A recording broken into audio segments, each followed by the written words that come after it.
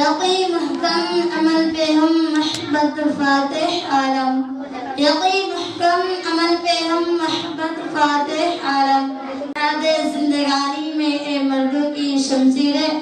اس شعر کے پیش نظر اس گروپ کے آخری کڑی خدیجہ الہدیٰ کو دعوت اسٹیج دے رہی ہوں کہ آپ آئے اور اپنے عنوان پر روشنی ڈالیں۔ السلام علیکم ورحمۃ اللہ وبرکاتہ۔ الحمد للہ رب العالمین والصلاة والسلام علی سید المرسلین وعلی آلہ وصحبہ اجمعین، اما بعد فاعوذ باللہ من الشیطان الرجیم، بسم اللہ الرحمن الرحیم۔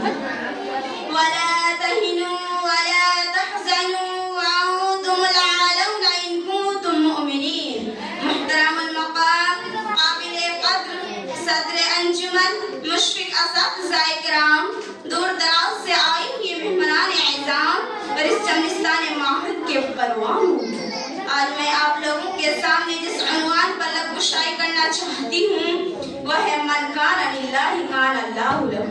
محترم حضرات، سامعین کرام، اللہ تبارک و تعالی نے قرآن کریم میں مسلمانوں کی سربلندی اور برتری کی ایک تدبیر بتلائی ہے۔ بڑے پرذوق لہجہ اور بھرپور اعتماد کے ساتھ بے بانگے دھول اور ڈنکے کی چوٹ اعلان کیا ہے، اے مسلمانوں، تم ہی کامیاب ہو، تم ہی اس دنیا کے مالک ہو، دنیا کی تمام چیزیں تمہارے لیے ہیں، عزت و شرافت کے تم ہی ٹھیکیدار ہو، کائنات تمہارے آگے جھک سکتی ہے، چرند و پرند تمہاری اطاعت کر سکتے ہیں، لیکن اس کے لیے وَلَا تَهِنُوا وَلَا تَحْزَنُوا وَأَنْتُمُ الْأَعْلَوْنَ إِن كُنتُم مُؤْمِنِينَ کی شرط لگائی ہے۔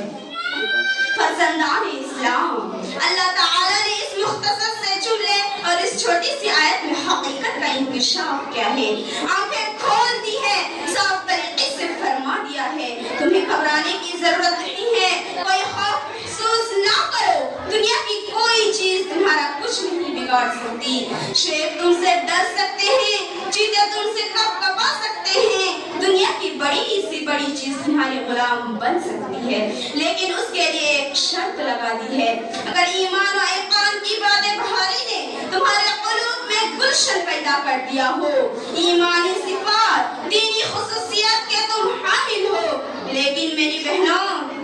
آج کا انسان یہ تو چاہتا ہے کہ دنیا اس کے آگے جھک جائے، جس چیز کو وہ چھوئے تو وہ سونا بن جائے، 10 کے مقابلے میں اکیلا کافی رہے، اس کی عزت و شرافت کو دنیا سلام کرے، ہر تمنا اس کی پوری ہو، ہر خواہش اس کا بڑھ کر استقبال کرے، لیکن وہ بھول جاتا ہے کہ اس کو یہ شرافت و عظمت اسی وقت حاصل ہو سکتی ہے جب خدا کی غلامی کرے، رنگ و خون کے بتوں کو پاش پاش کر کے ایک حقیقی فرمانرواں کا پرستار ہو، چڑھتے سورج کی پوجا چھوڑ کر مسجد حقیقی کی بارگاہ میں سجدہ ریز ہو، ان کو یہ مقام تبھی حاصل ہو سکتی ہے جبکہ اس کی ہر چیز اللہ کی ہو جائے۔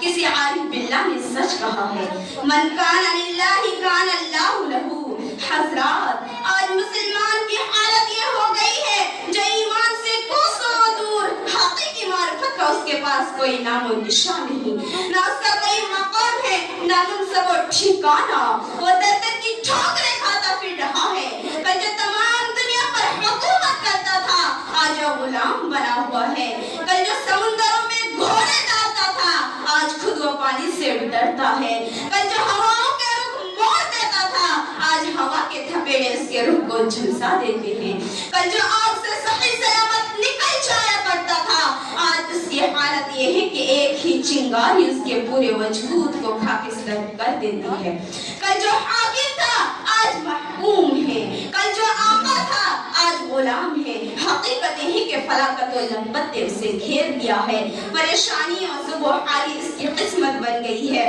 اس کا ایمانی شعلہ زرد پڑ چکا ہے۔ حاضرین، آپ کو یاد ہوگا حضرت عمر فاروق کا زمانہ ہے، افریقہ کے بیشتر علاقے فتح ہو گئے، اس وقت کچھ اوباش ہو اور دشمنان اسلام نے دین کی راہ میں روڑے اٹکانے اور وہاں کے سیدھے سادھے نامسلموں کو بہکانا اور ورغلانا شروع کر دیا، اس سے بڑی رخنہ اندازی پیدا ہونے لگی تو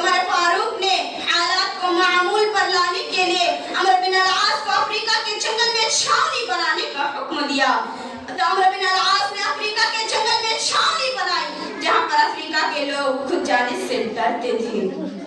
عمرو بن العاص کی ایک آواز نے افریقہ کے پورے جنگلات کے چرندوں درندوں موذی جانوروں نے مہمان رسول کے استقبال میں جنگلات خالی کر دیے. آخر میں اللہ رب العالمین سے دعا ہے کہ اللہ تعالی ہم تمام مسلمانوں کے ایمان کامل کی دولت سے مالا مال فرمائے. آمین یا رب العالمین. السلام علیکم ورحمۃ اللہ وبرکاتہ.